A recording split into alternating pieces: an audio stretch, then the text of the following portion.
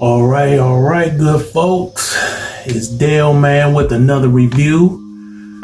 I will be reviewing the new album from Ras Kass, Payne, and Havoc on the productions and a little rapping. And the name of the album is called GUTTR. All right, this was kind of out of the norm pairing. I didn't see Ras Kass and Payne and Havoc doing the whole album together, whole project together. So that was surprising, and it's a pleasant surprise. This is a good album. I like everything. Let's say off the top, I like everything on there, every actual song on the album, for the exception of one. And that's due to the production. But I'll talk about that song a little later on in the review. And the only problem I have with this album overall is these silly ass skits they have on it. It's called R&R's, like part 1, part 2, part 3. I thought they were silly. They were trying to be funny, but it wasn't funny to me. I thought it brought the album down. I think they could have took them shits off and just put another song or two on there, and the album would have been better. But that's nitpicking. It's not that big of a deal because they're skits, but the skits are a little corny to me. But anyway, I'm gonna get in a little history. You know, this is a quick review. I'm not gonna do a deep dive into each and every song. But Ras Kass is one of my favorite MCs. Now, he would not be in my top 10, maybe not even my top 20 all time. Based on the overall like stats you would take in account when you judging other MCs or other rappers, as far as like impact, influence, sometimes you do sales, record sales, you do how popular somebody is, you take in how good their catalog is. That's my biggest thing. How good their lyrics, their content, all those good things, and it's like a gumbo of things you consider when you putting somebody that you should consider when you put somebody in your top 10, top 20. And his overall body and his overall skill set doesn't warrant him being in my top 10. But if I were just basing it on rapping, just rapping, not quality of catalog, not impact, none of that shit. If I'm just basing it on rapping alone, he would definitely be in my top 5. That nigga can spit. He's one of the best MCs to ever do it as far as just rapping. His catalog doesn't hold up because after his second album, Ras Assassination, he had a lot of problems with his record company that he was on at the time, they Capitol Records. And he was supposed to put out an album. His third and fourth album was supposed to be Golden Child and Van Gogh, and they never officially dropped. And in the middle of his career, he had to do some prison time.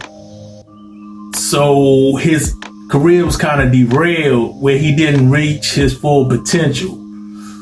If we was doing artists that didn't reach their full potential, he would definitely be one of the names I would bring up if I was doing a topic like that. So, and his production, I think sometimes his production didn't match his lyrical prowess. So he wouldn't be in my top 10 based on the overall picture, but just as a lyricist, he would be in my top 5. Just lyrics based on lyrics alone.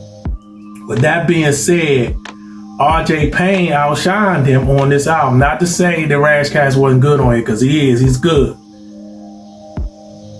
I never known him not to be good as far as rapping on the mic, but Payne outshined him on this joint, and shame on me, because I never heard a whole Payne album. I've heard songs here and there. I definitely know who he is. I know how good he is, even before listening to this album, but I never heard a whole solo album from Payne.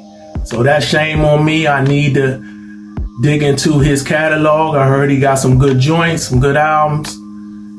And as far as Havoc goes, we know I have Havoc from Mobb Deep. Rest in peace to Prodigy. Mobb Deep got classic albums. The infamous Murder Music. People seem to love Hell on Earth. I don't think Hell on Earth is a classic, but a lot of people do. I like the album. It's a good album, but I just don't think it's a classic. But a lot of people think that is a classic. I think Murder Music is better than Hell on Earth, but I think I'm in the minority with that. And a lot of folks, I listen to a lot of different like hip hop, not a lot, but I listen to my share of hip hop podcasts. And the few that I listen to, or the ones that I do listen to, they tend to put Havoc real high on a top tier producers. They have them like in their top 5. And I got a lot of respect for Havoc. He is a great producer. I wouldn't have him in my top 5. I don't even know if he'd be in my top 10, but a lot of folks do, especially New York niggas that got these rap podcasts. They love them some Havoc production.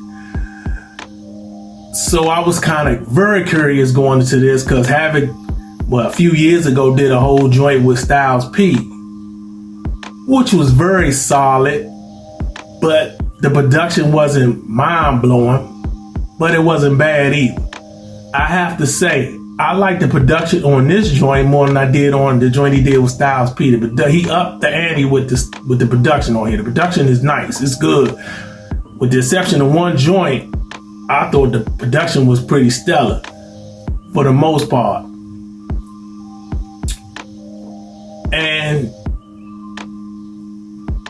the only song I didn't like, which features Corrupt and King Crooked, you would think with those features I would love this song, but the production, I just wasn't feeling production on this joint. It's called Everything Is, but outside of that, pretty much everything is a go. I'm gonna give you some of the standouts on this joint. I'm just gonna give you the ones with the features on here. Like I said, I like everything with the exception of that one song. But you got Roll Call featuring Lil Fame and Method Man. I think they got a video for that. That's like the first joint they dropped to let you know they was coming out with something. That's pretty good. Then you got Once Again Is On featuring Twista. Twista get his man on that joint. I like that joint. And you got another joint called Stop Playing featuring Freeway and Raekwon the Chef. That joint is tight. Like I said, the lyrics are top notch. RJ Payne kills it. I mean, he outshines Ras Kass, and that's not a small feat. The production is pretty much stellar with the exception of that one joint. And I might even like that one joint once I get this album a few more listens. Just because the rapping on there is so strong. But I recommend you get this album. It's pretty much under the radar, but it should be getting a little bit more love than it is. If I have to rate it, I'm gonna do, the alphabetical rating like you would do in school, to simplify instead of doing my solid, very solid, good, very good, great level of rating. So I'm gonna give this a B. Give this a B. It might move up to a B+, but I'm gonna give it a B. And even though I said I like everything, it's no really joint that's like, wow, like I gotta repeat it. But every song on this is very strong. It's strong, but not to the point where I gotta like run and tell somebody about it. But it's a good listen. You can hit play and just let it ride besides them silly ass skits. So I'm a retroactively review the other joints I've done that I didn't really give grades to, like the Rhapsody, Please Don't Cry. I give that a B+.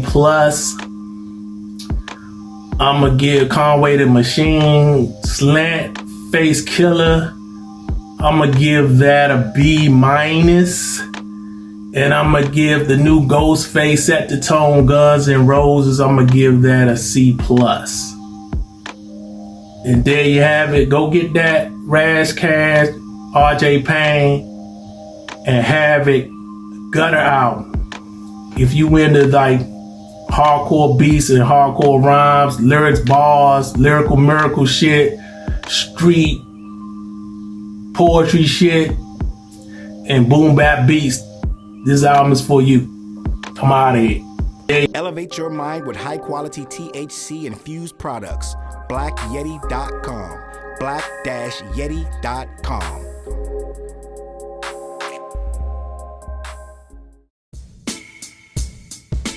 CLB.